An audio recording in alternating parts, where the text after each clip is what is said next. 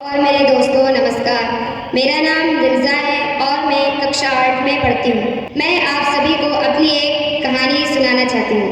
मैं एक ग्रामीण स्कूल की छात्रा हूँ। मेरे गांव में ऐसा माना जाता है कि लड़कियों के लिए मैथ ज़रूरी नहीं। लोग कहते हैं कि मैथ तो लड़कों का विषय है। मैंने जब कहा कि मुझे 9th में भी मैथ लेनी है तो सभी ने रोका, कहा कि मैथ बहुत कठिन है, और कुछ लोगों ने कहा कि लड़कियां आगे बढ़ नहीं पाती। उन सब बातों से मुझे बहुत डर लगा, लेकिन मैंने हार नहीं मानी। मैंने सोचा कि अगर मैं कोशिश ही नहीं करूंगी तो मुझे पता कैसे चलेगा।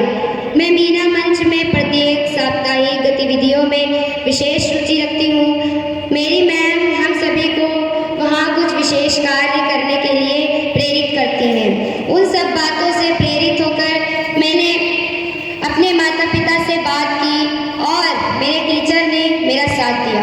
उन्होंने कहा कि काबिलियत लड़का या लड़की नहीं देखती, काबिलियत तो मेहनत देखती है।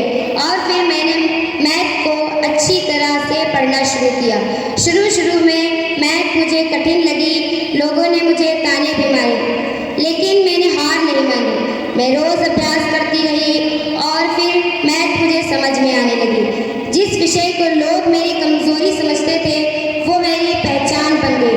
और आज जब मैं मैथ करने बैठती हूँ तो मुझे गर्व होता है। गर्व इसलिए नहीं होता कि मैंने अपनी मैथ ली है, गर्व इसलिए होता है कि मैंने अपनी पसंद चुनी है। मैं भविष्य में भी मैथ विषय लेकर आगे करियर बनाना पसंद करूँगी। मैं यहाँ पर ये भी बात कहना चाहती हूँ कि अपने ही गाँव वित्तई में दीदियों से भी बहुत प्रभावित हूँ जिन्होंने मैथ विषय लेकर 12वीं कक्षा की परीक्षा दी है।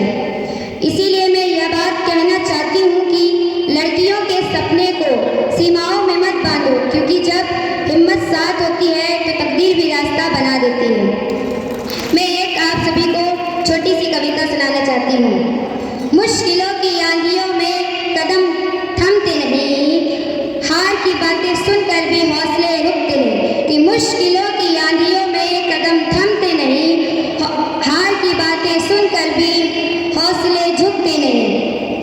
अंधियारी रात कितनी भी हो मगर उजाला जरूर होगा।